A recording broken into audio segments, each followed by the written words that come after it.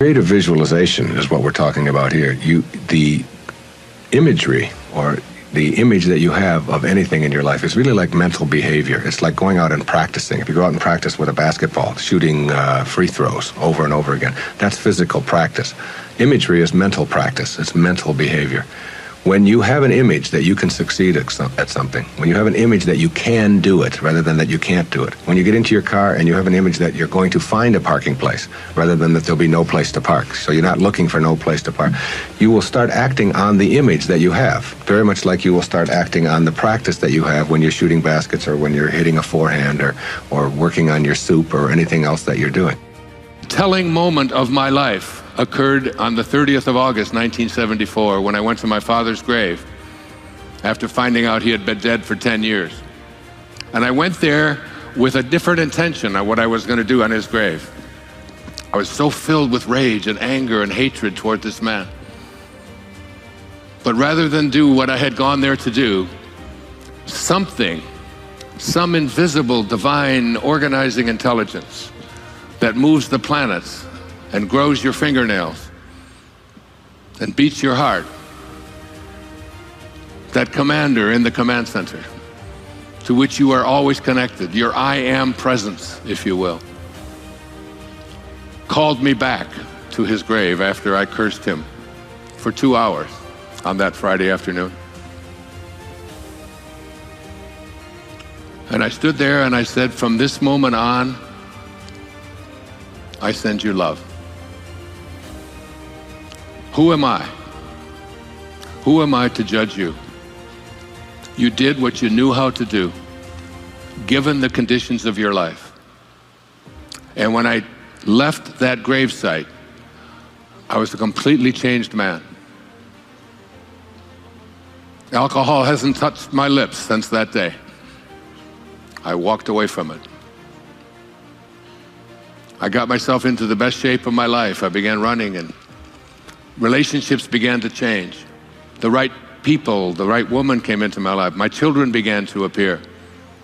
Because when you advance confidently in the direction of your own dreams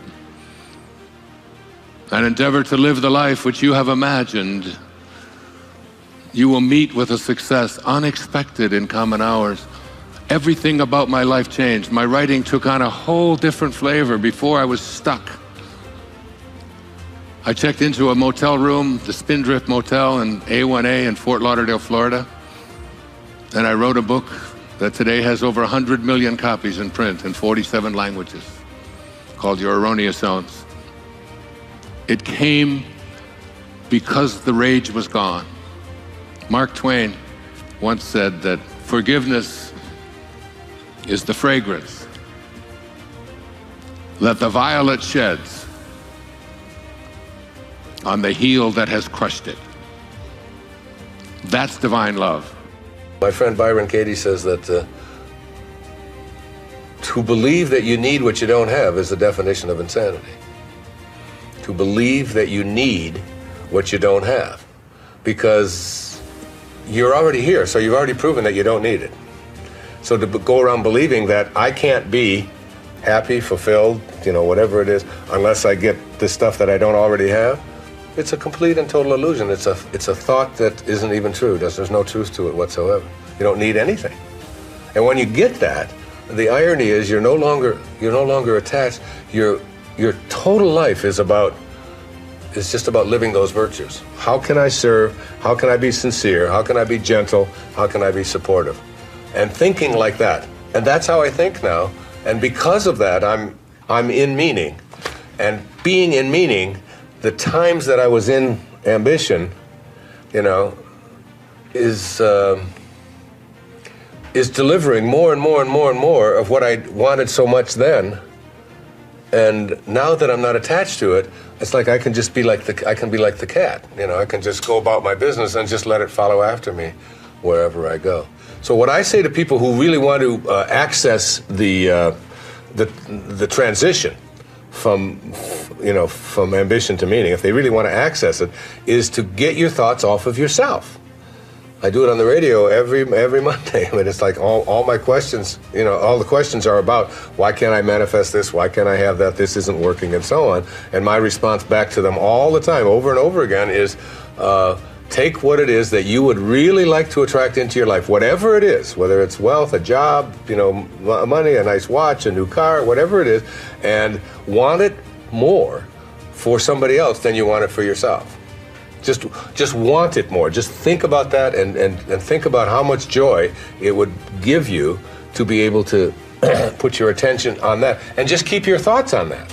You know, take your thoughts off of yourself and start living the 4 virtues. Start being sincere, start being supportive, you know, start having this reverence for their life and so on.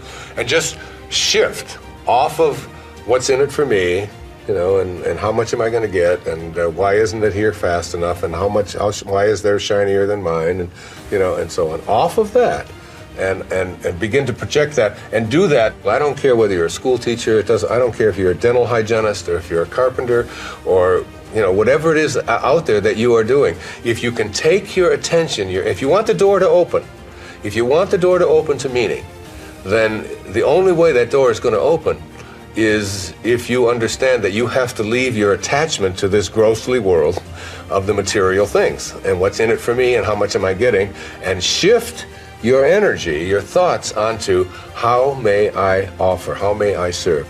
The obscure outlast the obvious.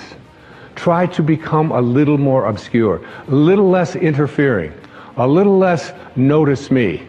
A little less, you know, one of the specific kinds of things that you can do is just as you're about, when somebody else is talking, just as you're about to interject what you've been thinking about for the whole time, waiting for them to stop talking, just stop and to bite your tongue and say, tell me more. Or, that's very interesting. I have never heard that point of view before. Even if they totally, completely disagree with everything that you stand for, to be willing to listen, to be able to stop, practice it. I practiced it when I did these verses of the Tao. I practiced it every single day while I was working on that, just staying obscure. And for me, that's not always so easy because of just being recognized wherever I go. And if I saw someone who was about to recognize me, I would just put my head down, I would just walk a little bit past them like something. Right now, I just want to be anonymous. Right now, I want to be obscure. Things are possible. And I always ask an audience, what does that leave out?